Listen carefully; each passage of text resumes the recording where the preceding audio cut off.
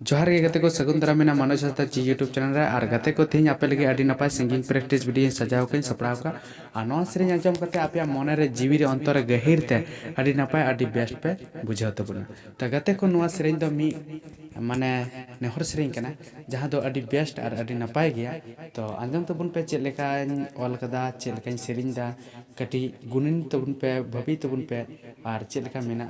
लय तबुन पे तो दरंग तबे नवा बाबुन देरिया आ नवा सेरें दबुन हातेन कागे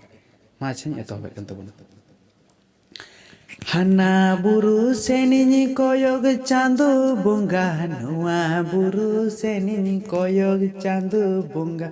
आम ñelete mon don जियड़ कतिnya जियड़ कतिnya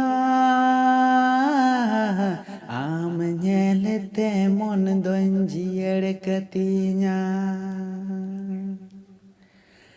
दीन गई सेवा में दीन गई नेहर में आम उहरते मन दोन जियड़ कतिnya जियड़ कतिnya आम उहरते मन दोन जियड़ कतिnya हाना बुरु सेनिनी कोयो चांदो बोंगा नवा बुरु सेनिनी कोयो चांदो बोंगा आम ñelete mon don जियड़ कतिnya जियड़ कतिnya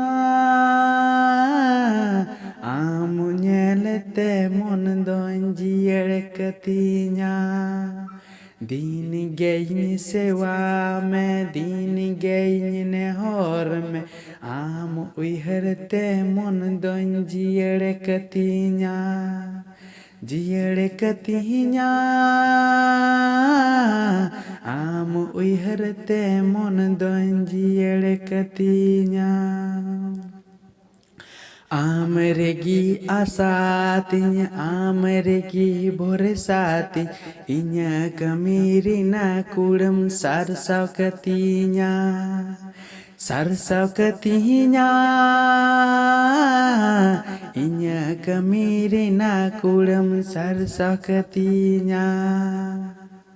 हाना बुरु सेनिनी कोयो चांदो बोंगा नवा बुरु सेनिनी कोयो चांदो बोंगा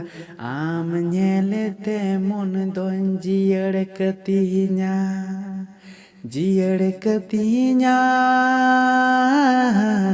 आम ñelete मन दोन जियड़ कतिnya आम ñelete mon don जियड़ कतिnya आम ñelete mon don जियड़ कतिnya